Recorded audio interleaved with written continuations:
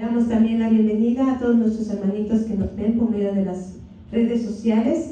La Iglesia Embajadores de Cristo a las Naciones les bendice y esperamos en Dios que sea de bendición para todo aquel que escuche y que vea este mensaje y para todos los que están aquí.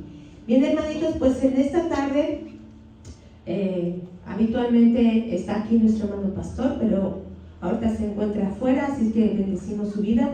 Y hoy tomamos este lugar y también, hermanos, vamos a comenzar un nuevo estudio. Vamos a comenzar el estudio del libro de Ruth. Y quiero preguntarles aquí de los que están, ¿cuántos han leído este libro? Bien, es importante, tanto los que lo han leído como los que no lo han leído, no se preocupen, pero creo que es de los libros que a veces no se toma muy en cuenta, pensamos que no tiene mucho que decirnos, pero en realidad, si toda la palabra de Dios dice que es inspirar, y es para enseñar, para redarguir, para corregir, prepararnos, dice la palabra, para toda buena obra. Y este libro tiene también esa intención, así que el día de hoy vamos a dar inicio a este nuevo serial, y yo le titulé Ruth, un viaje de fe, y vamos a ver por qué. También podríamos ponerle otros títulos más feministas, tal vez, una mujer virtuosa, una mujer leal, una mujer fuerte, y todo eso lo vamos a ver en el libro de Ruth, pero es importante que entendamos el por qué. Y el día de hoy le vamos a ver la introducción a este libro de Ruth. Así que el día de hoy van a ser datos sobre este libro y por qué es importante que tengamos datos sobre los libros de la Biblia, para que los podamos entender mejor, para que entendamos el contexto, entendamos el propósito, los temas, por qué está dividido de tal manera, por qué vienen ciertos nombres, ciertos lugares, y es importante que lo tomemos en cuenta todo esto para que cuando lo estudiemos entendamos mejor el contexto y el libro de Ruth. Así que para ello les voy a invitar que abran la Biblia en el libro de Ruth. Es importante que también lo ubiquemos. Es un libro pequeño que a veces se nos va rápido, pero es importante también que sepamos en dónde está ubicado el libro de Ruth. Y para ello vamos a ver estos datos que traigo para ustedes. Primeramente, hermanos, el título que lleva este libro se llama así, Ruth, porque lleva el nombre de su protagonista. Es el personaje principal de la historia.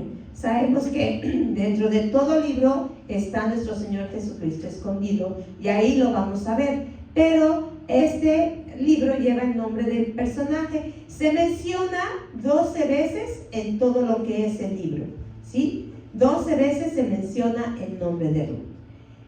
¿Y Ruth qué significa? ¿Alguien sabe? Lástima que no vino nuestra hermana Ruth, porque yo esperaba que ella viniera, pero bueno, ella no vino. ¿Así, Andy? Ajá, es uno de los significados de Ruth. Es amiga, puede ser también aliada, compañera, y hay otras traducciones que dicen que es belleza, ¿sí? Así que Ruth es un nombre muy bonito, es un nombre que tiene propósito, así que tomémoslo en cuenta cuando tengamos algún hijo, algún nieto. Siempre es importante que les pongamos propósito al nombre de nuestros hijos. Y Ruth, eso es lo que significa amiga, aliada, compañera o belleza. ¿Quién fue el autor del libro de Ruth? Es incierto. ¿Por qué? Porque no se menciona dentro del relato. En otros libros, en otros escritos, se menciona quién es el autor, o se da a entender quién es el autor. En este caso es incierto, pero según la tradición rabínica, y sabemos que son los que más están apegados a lo que es el estudio de la palabra, se le da a Samuel. Samuel se considera como el autor de este libro de Ruth. ¿En qué fecha se escribió Ruth? Más o menos entre el año 1011 y el 931 a.C. ¿Sí? ¿En qué lugar se escribió este libro? En Jerusalén. ¿Y para quién va dirigido? Principalmente este libro va dirigido para el pueblo judío y para futuras generaciones. Es importante saber hacia quién va dirigido para que así también entendamos el contexto de todo esto. ¿Qué estilo literario tiene el libro de Ruth? El libro de Ruth en general es un libro histórico narrativo. ¿Qué quiere decir? Está explicando una historia, ¿sí? Y para muchos, para algunos otros también puede considerarse como una novela o como un cuento. ¿A cuántos les gustan las novelas románticas?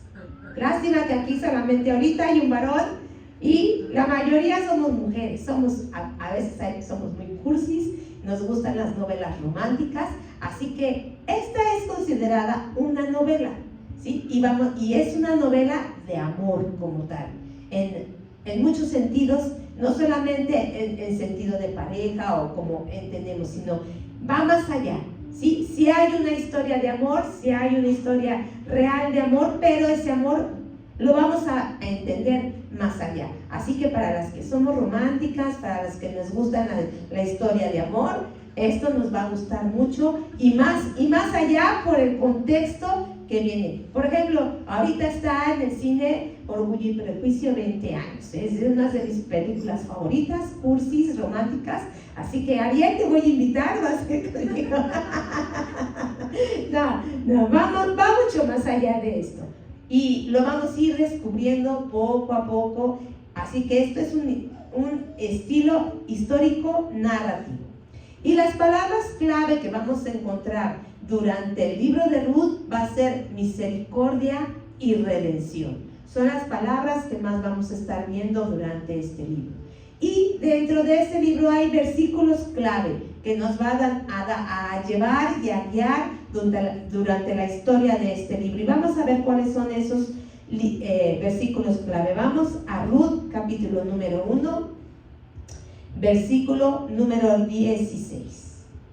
Dice así: respondió Ruth: no me ruegues que te deje y me aparte de ti, porque a donde quiera que tú fueres, iré yo, y donde quiera que vivieres, viviré. Tu pueblo será mi pueblo, y tu Dios será mi Dios. Este es uno de los versículos clave. ¿A quién va dirigido? ¿Como para quién suena? Vamos a irlo descubriendo. ¿A quién le dice estas palabras? El otro versículo va a ser el capítulo 3, versículo número 9. Y dice: entonces dijo: ¿quién eres? Y ella respondió: yo soy Ruth, tu sierva. Extiende el borde de tu capa sobre tu sierva, por cuanto eres pariente cercano. Y el otro versículo clave se encuentra en el capítulo 4, versículo número 17. Y le dieron nombre las vecinas diciendo: le ha nacido un hijo a Noemí, y lo llamaron Obed. Este es padre de Isaí, padre de David. Estas tres porciones son versículos clave durante la historia del libro de Ruth. ¿Qué temas va a abordar el libro de Ruth? El libro de Ruth va a abordar temas como lo que son la bondad, la fidelidad, la aceptación, el matrimonio levirato, esto lo vamos a ir explicando, el matrimonio mixto, resalta la feminidad virtuosa y presta atención a los valores y sentimientos de las mujeres. Y esto es algo muy importante, hermano, porque no es común que veamos esto en los libros de la Biblia y sobre todo en la cultura judía, ¿sí? Sabemos que dentro de la cultura judía el valor de la mujer, porque así ellos lo determinaron, no Dios, sino porque hay leyes que ellos hicieron, además de las que están aquí escritas, la mujer tenía un papel muy relegado. Por ejemplo, a la mujer no se le permitía estudiar la Torá. ¿Qué es la Torá? La ley para ellos, o el Pentateuco para nosotros. Entonces la mujer no tenía autoridad para estudiar la Torá. ¿Por qué? Porque dicen ellos que ahí en Deuteronomio, cuando dice: y esta ley se la repetirás a tus hijos y a los hijos de tus hijos, dice hijos y no dice hijas. Entonces, hay varias cosas que dentro de la cultura judía, vuelvo a recalcar, y no la palabra de Dios, ¿sí? Ellos tenían estas leyes, ¿sí? ¿Por qué? Porque ellos así lo determinaron. Dios nunca dijo eso. Dios dice la palabra de Dios que hizo al varón y a la mujer, a los dos los hizo conforme a su imagen y conforme a su semejanza. Nunca dice que le dio otras cualidades a Adán y otras cualidades a Eva. Ciertamente hay roles, tal vez actividades, situaciones que se marcaron para el hombre y se marcaron para la mujer con un propósito. Por ejemplo, cuando cae el hombre en el huerto del Edén, una de las situaciones que cambiaron en ese momento fue que Dios le dijo a la mujer que ahora ella iba a estar sujeta a su marido, ¿sí? Si ellos no hubieran caído, esta situación no hubiera cambiado. Dios lo hizo así para protección de la mujer, para cuidado de la mujer, no que le pertenezca como un objeto, ¿sí? Sino que es una situación de cubrir, de proteger. La mujer se iba a sujetar a su marido de manera que iba a ser una protección, no, como dicen, es sujeta y no consujeta, ¿verdad? Porque a veces así pareciera que hiciéramos las cosas, ¿no? Con cara, ¿no? Entonces, no es esa la intención, sino que muchas veces se ha desvirtuado esa situación. Entonces, aquí en el libro de Ruth es bien importante porque lo vamos a ver esto, los valores y los sentimientos de las mujeres. Aquí las protagonistas mayores son las mujeres, ¿sí? ¿Qué otras características importantes hay en el libro de Ruth? Como les decía, solamente hay 2 libros en toda la Biblia con nombre de mujer. Uno es Ruth y el otro, ¿cuál es? Esther, ¿sí? Solamente estos 2 libros como tales tienen título de mujer y eso es muy importante.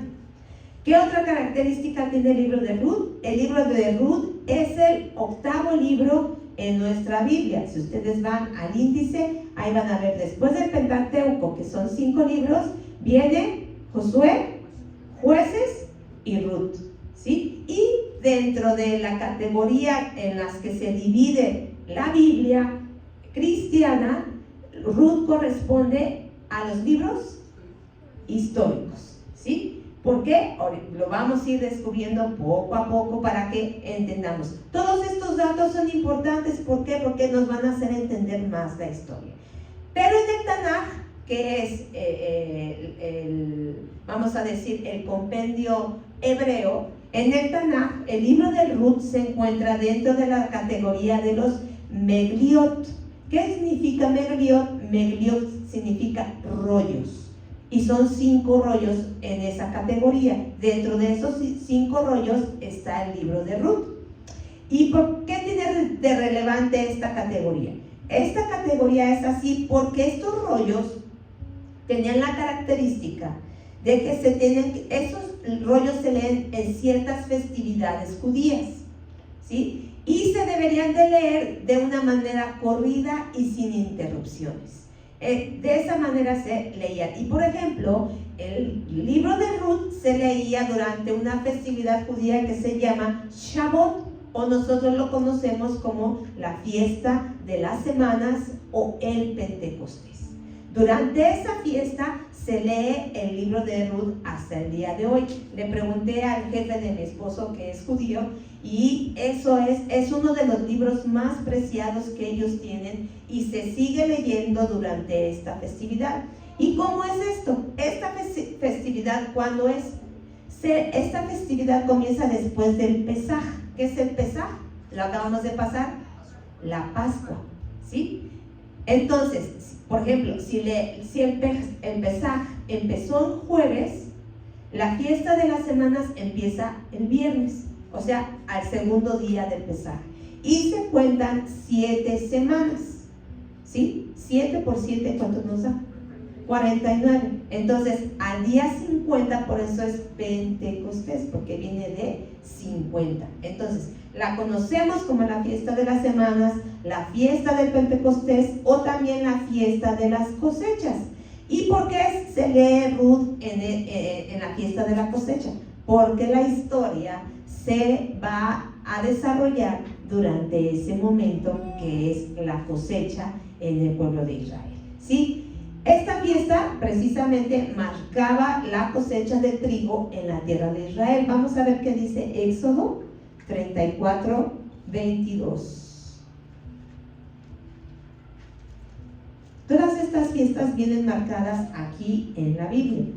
Éxodo 34, 22 dice: también celebrarás la fiesta de las semanas, la de las primicias de la siega del trigo y la fiesta de la cosecha a la salida del año. ¿Sí? Aquí nos marca en Éxodo cómo son las fiestas. Si se fijan, si nos vamos al versículo número 18, ahí en nuestra Biblia viene un título que dice fiestas anuales. Y ahí durante este capítulo de Éxodo 34 marca todas las fiestas que el pueblo judío tenía que realizar durante todo el año, y dentro de ellas estaba la fiesta de las semanas o de la cosecha. ¿Y por qué era tan importante estas fiestas?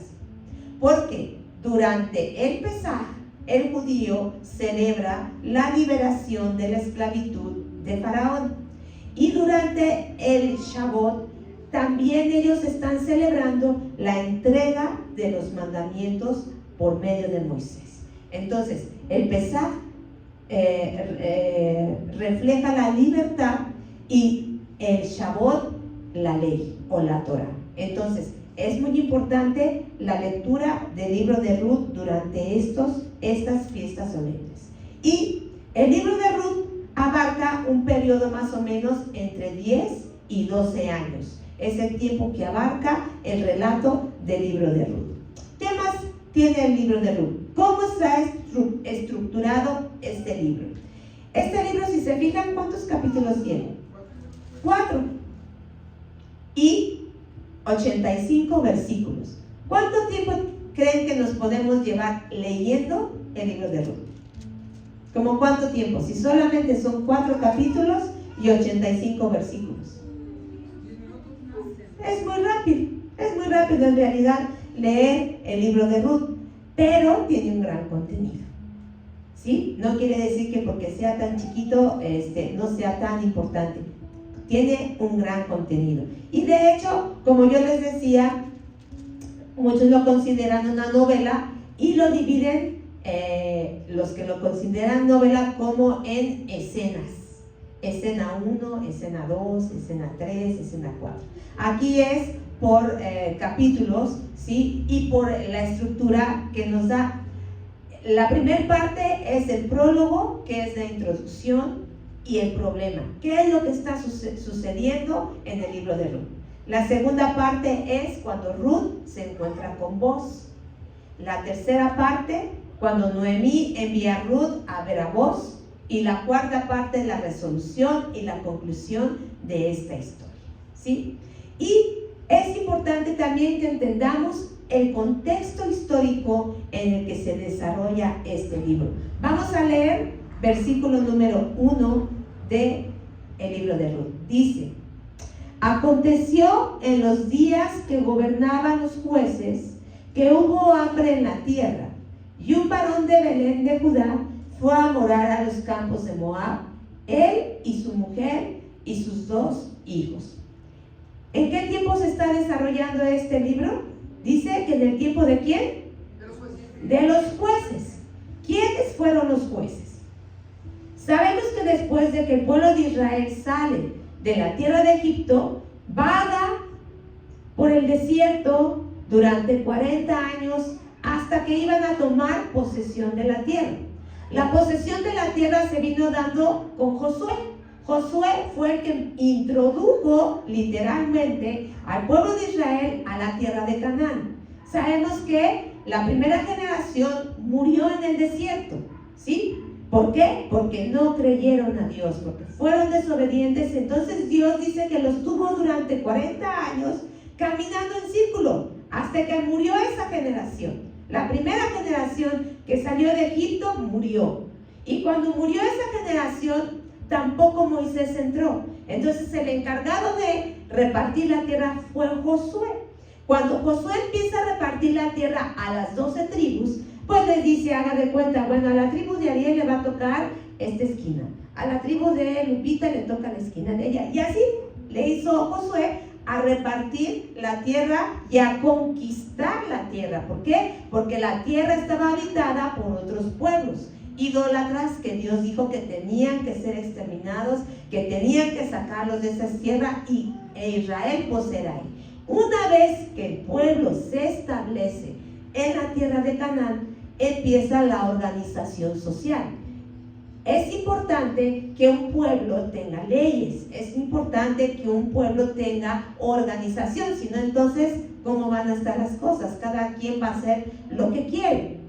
Entonces, para este tiempo no había rey, no había un monarca, no había un presidente, vamos a decir así, que gobernara este pueblo. Y este pueblo era gobernado por jueces, ¿sí? ¿Por qué?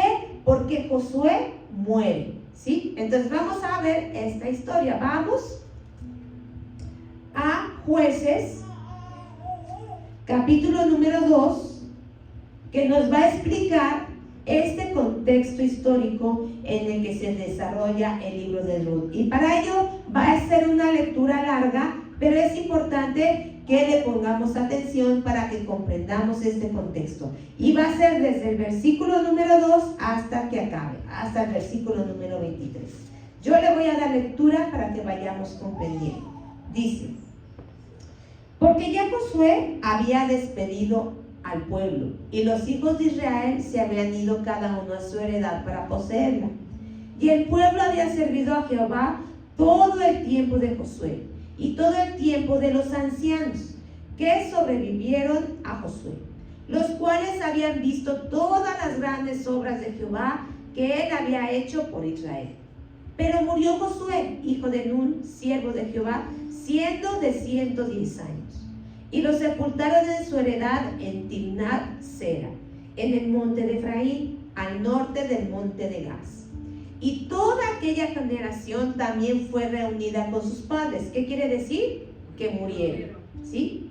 Y se levantaron después de ellos otra generación que no conocía a Jehová ni la obra que él había hecho por Israel. Después, los hijos de Israel, ¿qué dice? Hicieron lo malo ante los ojos de Jehová y sirvieron a los Baales, o sea, se fueron tras dioses ajenos. Dejaron a Jehová, el Dios de sus padres, que los había sacado de la tierra de Egipto, y se fueron tras otros dioses, los dioses de los pueblos que estaban a sus alrededores, a los cuales adoraron y provocaron a ira a Jehová. Y dejaron a Jehová y adoraron a Baal y a Astarot. Y se encendió contra Israel el furor de Jehová, el cual los entregó en manos de los robadores que los despojaron, y los vendió en mano de sus enemigos alrededor, y no pudieron ya hacer frente a sus enemigos. Por donde quiera que salían, la mano de Jehová estaba contra ellos para mal, como Jehová había dicho, y como Jehová se lo había jurado, y tuvieron gran aflicción. Y Jehová levantó jueces que los liberasen de mano de los que los despojaban. Pero tampoco oyeron a sus jueces, sino que fueron tras dioses ajenos, a los cuales adoraron, y se apartaron pronto del camino en que anduvieron sus padres, obedeciendo a los mandamientos de Jehová. Ellos no hicieron así. Y cuando Jehová les levantaba jueces, Jehová estaba con el juez y los libraba de mano de los enemigos. Todo el tiempo de aquel juez, porque Jehová era movido a misericordia por sus gemidos a causa de los que los oprimían y afligían.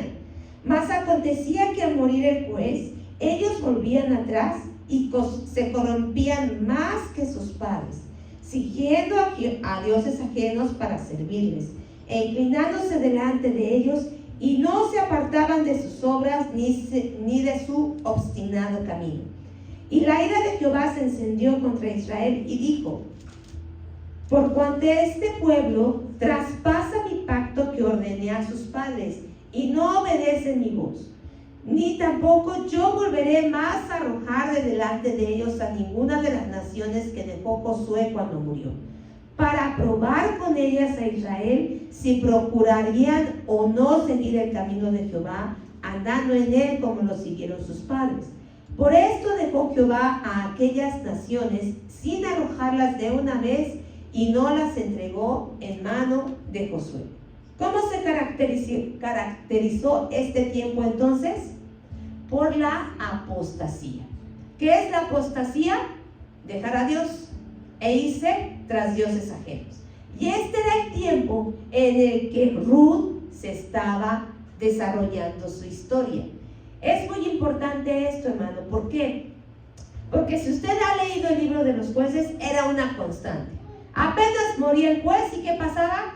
¿Cuál es el común denominador del libro de jueces? ¿Cuál es la palabra que siempre se repite en el libro de jueces? Hicieron lo malo delante del Señor. Ese es el común denominador. Apenas moría un juez y otra vez dice, hicieron lo malo delante de Dios. Entonces, clamaba el pueblo, Dios tenía misericordia de ellos, levantaba un juez para que los liberase de los pueblos oprimidos, pero otra vez, y esa era la constante. Este es el contexto en el que el libro de Ruth se realiza, ¿sí? Por eso dice, era el día de los jueces, ¿sí? ¿Y qué otro dato importante tenemos que tomar en cuenta? Aquí habla de una nación. Dice, aconteció en los días, ahí en Ruth capítulo 1, versículo 1, dice, aconteció en los días que gobernaban los jueces, que hubo hambre en la tierra y un varón de Belén de Judá fue a morar ¿a dónde? ¿A los campos de qué? De Moab. Esto es importante. ¿Por qué? ¿Quién fue Moab? Tenemos que recordar quién fue Moab. Para ello, ¿sí? Moab significa del padre o de mi padre. ¿Y cómo es que surge esta nación de Moab?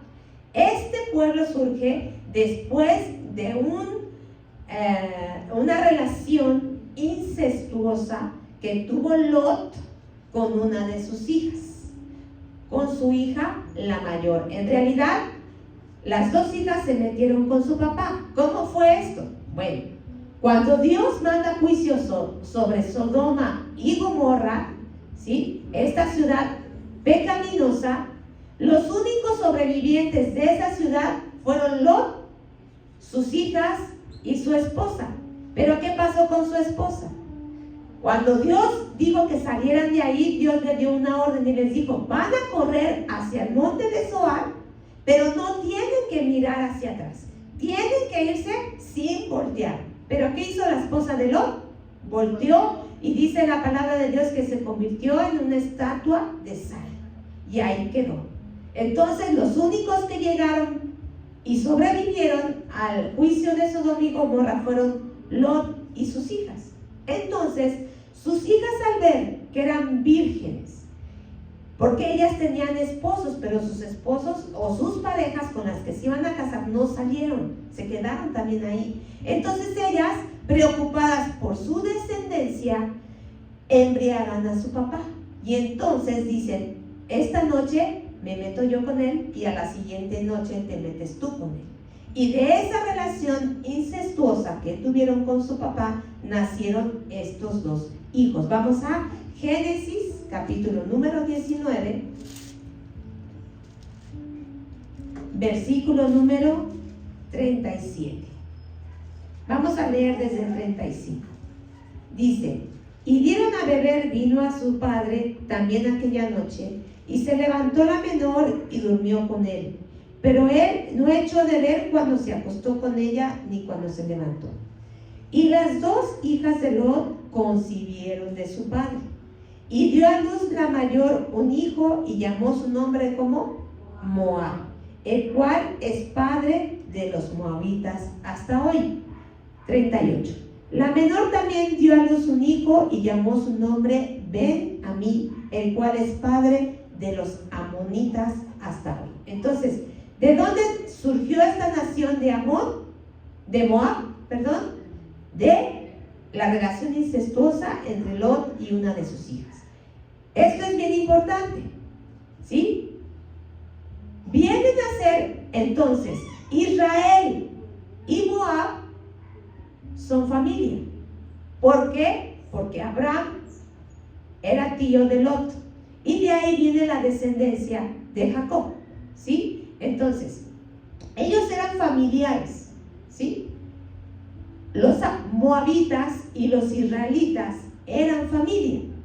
Pero, a pesar de ser familiares, Moab y los amonitas, los moabitas, los amonitas, junto con otras naciones, fueron enemigos permanentes del pueblo de Israel, ¿sí? Y vamos a ver qué es lo que ellos hicieron, ¿sí? Esta región de Moab tuvieron una región, todo el este, al este de Israel. Ellos ahí se establecieron. Vamos a decir que ellos estaban en el Estado de México.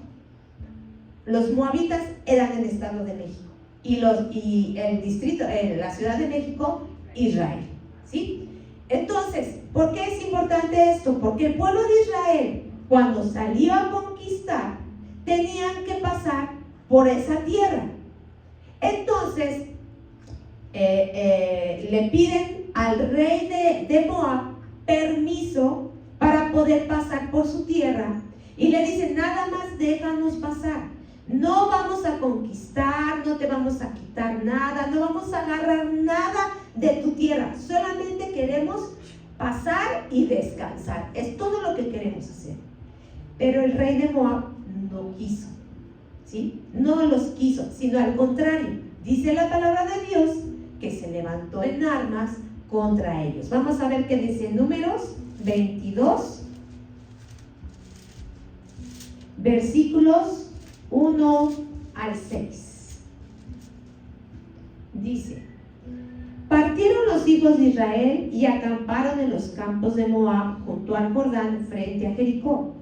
Y vio Balac, hijo de Zippor, todo lo que Israel había hecho al amorreo.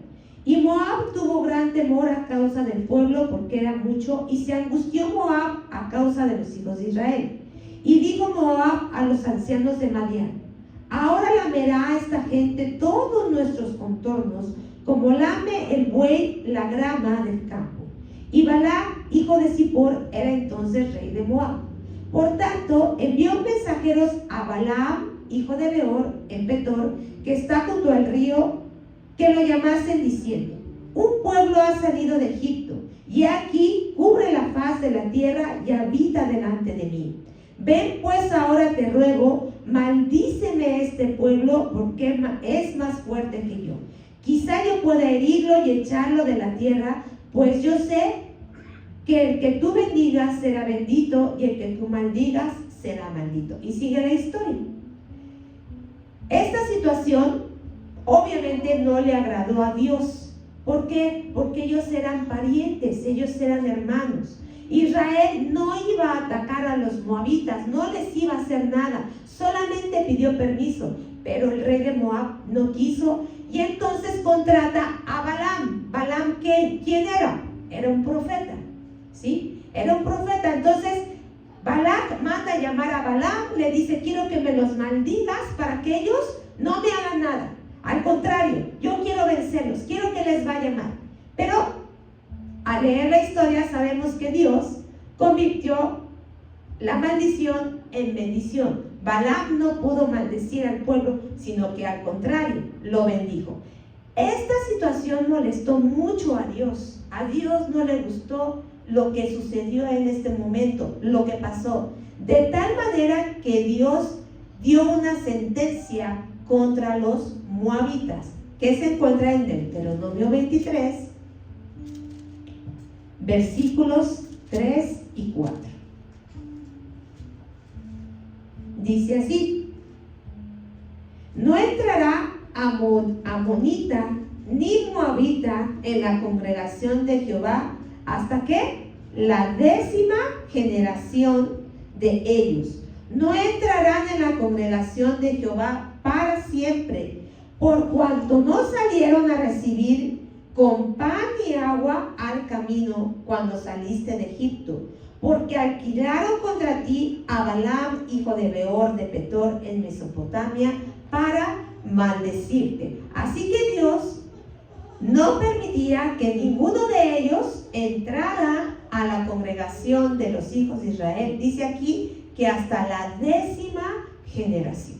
¿Sí? Y aparte de ello, aparte de Dios decir esto, Dios iba a traer juicio contra esa nación por el simple hecho, no solamente de no haberlos dejado pasar, sino que durante todo su peregrinar siempre se aliaron con los contrarios para hacerle guerra al pueblo de Israel.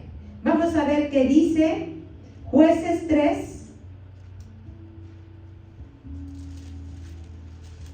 versículos 12 al 14. Dice: volvieron los hijos de Israel a hacer lo malo ante los ojos de Jehová, y Jehová fortaleció a Eglón, rey de Moab, contra Israel, por cuanto habían hecho lo malo ante los ojos de Jehová. Este juntó consigo a los hijos de Amón y de Amalek, y vino e hirió a Israel y tomó la ciudad de las palmeras. Y sirvieron los hijos de Israel a Eglón, rey de los moabitas, ¿por cuánto tiempo? Por 18 años. Y así vamos a ver durante lo que es el libro de Reyes, sobre todo, vamos a ver que continuamente eso era lo que pasaba. Tanto amonitas como moabitas se unían a los demás pueblos extranjeros para hacerle pleito a los israelitas. Y esto jamás le gustó a Dios, ¿sí? A Dios no le gustó que siendo hermanos, que siendo familia, no los ayudaran, no fueran misericordiosos con ellos, sino al contrario, les hicieran guerra. Y Dios va a traer juicio, y trajo juicio a los moabitas. Vamos a ver qué dice Amós, capítulo número 2. Esto ya lo vimos con nuestro hermano Alfredo, no sé si se acuerdan. Amós 2, 1 al 5. Dice: así ha dicho Jehová, por 3 pecados de Moab y por el 4, no revocaré su castigo, porque quemó los huesos del rey de Edom hasta calcinarlos. Prenderé fuego en Moab y consumirá los palacios en Keriot, y morirá Moab con tumulto, con estrépito y sonido de trompeta. Y quitaré el juez del medio de él, y mataré con él a todos sus príncipes, dice Jehová. Así ha dicho Jehová, por 3 pecados de Judá.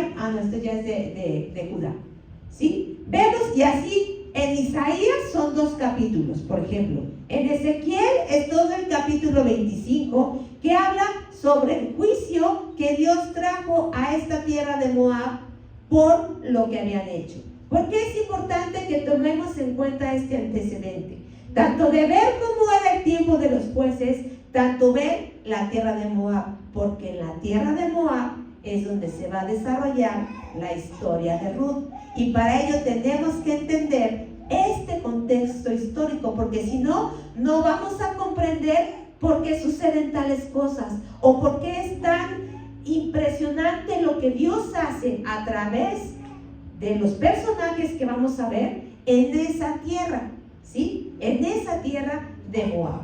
También vemos que siempre se les puede relacionar a los israelitas con los moabitas, como les digo, porque eran parientes, pero ellos nunca pertenecieron a la congregación de Israel. Ellos se desligaron totalmente, así es que ellos tuvieron otra cultura y tuvieron a otro Dios. El Dios de los moabitas se llamaba Quemos. Vamos a ver ahí en primer libro de Reyes, capítulo 11, versículo 7.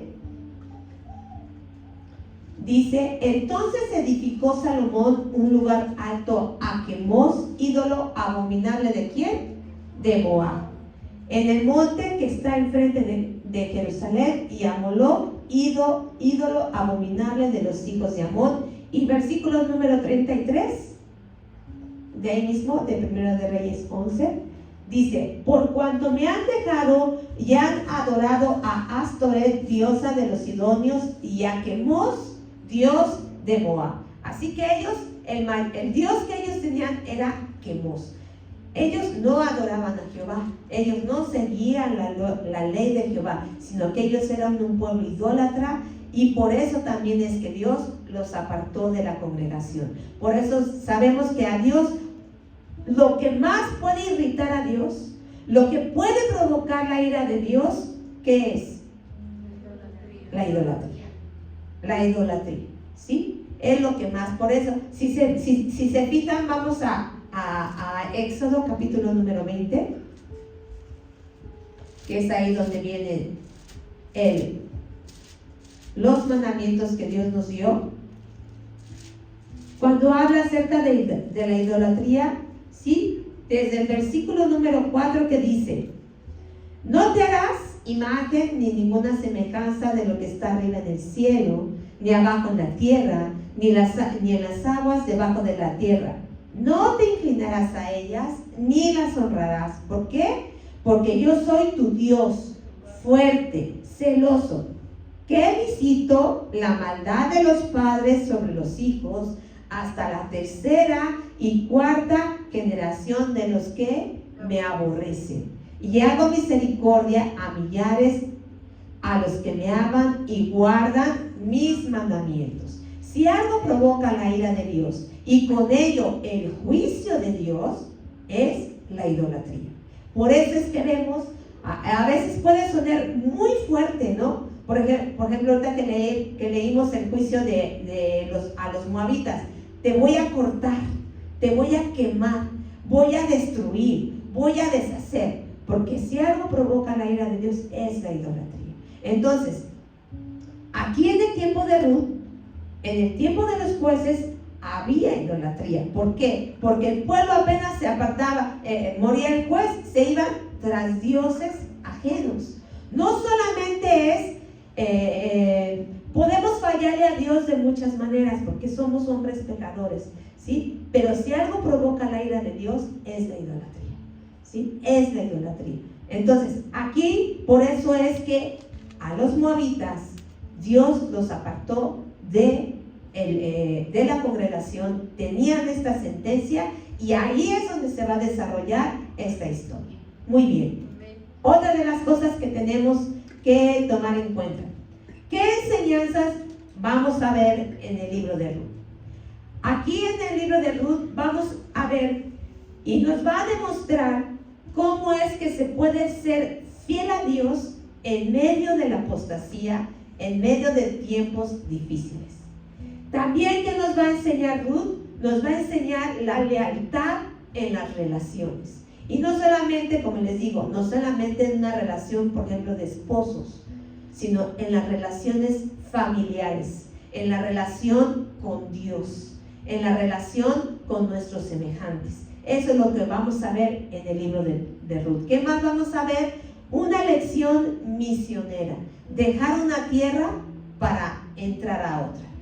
No es fácil, hermano, establecerse en otro lugar. Por ejemplo, cuando nos casamos y dejamos nuestra casa, ¿es fácil? Tanto hombres como mujeres. A menos que vivas en tu casa, ¿verdad? A menos que vivas y no te hayas ido de la casa de tus papás. Pero aún así, no es fácil. Yo recuerdo que cuando nos fuimos de la Oriental a Charco, no, pues sí fue bien difícil.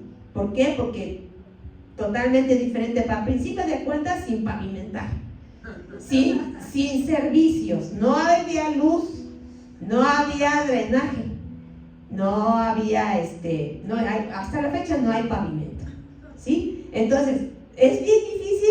Pues estás acostumbrada a que, por ejemplo, hay donde está la casa de ustedes, donde ahorita ya estoy otra vez en casa de mi papá, tengo todo en la esquina, hermano, de verdad, en la esquina, qué tienda, qué carnicería, que aquí, todo ya me conocen. Los viernes está el tianguis ahí en la esquina, entonces ahí tengo todo. Y cuando me fui a Charco, Dios bendito, lo difícil que fue encontrar, por ejemplo, el pollo. Qué difícil fue el pollo. ¿Por qué? Porque allá le dicen, y es así, y lo venden como pollo caliente, o sea, recién matado. Entonces, la carne se hace bien chiclosa, no se puede comer. Yo lo tenía que comprar, por ejemplo, los lunes iba a Charco Centro a surtirme de todo, verdura, carne, despensa. Ahí me venía con un montón de bolsas y congelarlo. Solamente congelando el pollo y comiéndolo hasta el tercer día era como más o menos decentemente se podía mis hijos estaban chiquitos cuando nos fuimos. Ana tenía 4 y Roberto 6. Entonces masticaban y no se podía pasar la carne porque era total. Hasta cuando aplanaban la pechuga se pegaba el papel de que todavía era pollo caliente, o sea, lo acababan de matar. Casi pollo frío, como se le conoce allá, no había. Entonces, y luego pues no conocía yo a la gente, no conocía el rumbo, y no es fácil establecerse en otro lugar. Y luego con hijos, ver escuelas para ese entonces, o sea, tiene todo un chiste. Allá estuvimos más de 10 años, todo lo que fue el ciclo escolar básico de mis hijos, estuvimos ahí hasta que ellos ya entraron a la media superior, y a la superior pues ya fue difícil y ya nos volvimos a regresar a la bendita oriental. Como dice el pastor, regresamos a nuestra raíz. Y entonces aquí, en el libro de Ruth, vamos a ver una situación similar. Ellos tuvieron que salir por una situación que se dio en su lugar de origen. Tuvieron que salir y establecerse en tierra extraña, con otras costumbres, con otros dioses, con otras situaciones. No es fácil. Y entonces vamos a ver esto, vamos a ver un viaje. Por eso yo al libro de Ruth le puse un viaje de fe, porque es lo que vamos a ver, es lo que vamos. ¿Qué otra enseñanza importante vamos a ver en el libro de Ruth? La inclusión de los gentiles. ¿Qué es un gentil? El que no es judío, ¿sí? Y esto es importantísimo también para este tiempo. Y también que vamos a ver en el libro de Ruth, ¿qué nos va a enseñar? La providencia divina de Dios para guardar la genealogía de donde viene nuestro Señor Jesucristo. Esto es básico también. Entonces, el libro de Ruth, aunque es un libro pequeño, nos va a traer mucha enseñanza. Esto solamente es la introducción al libro de Ruth. Tal vez son muchos datos, vamos a estar retomando muchos de ellos, pero es importante que tú y yo tomemos en cuenta y consideremos esto para que podamos entender y enamorarnos más de nuestro Dios, enamorarnos más de su palabra y saber que todo libro que está aquí tiene un propósito. Así que esta fue la introducción al libro de Ruth. No sé cuándo me vuelva a tocar, por lo menos es una vez al mes, puede ser el miércoles, puede ser el viernes. Ahí estén ustedes pendientes, si no, en su canal favorito, aquí por medio de las redes sociales, pueden ver el video. Búsquenos como Embajadores de Cristo en las Naciones. Mi hermanita que está aquí de visita, si usted quiere seguir la secuencia, búsquenos aquí en las redes sociales. Ahí se van a subir todos los videos para que le demos continuidad a esta enseñanza. Hermanos, esto es lo que traigo para ustedes, así que espero haberlos dejado picados para que leamos y aprendamos del libro de Ruth.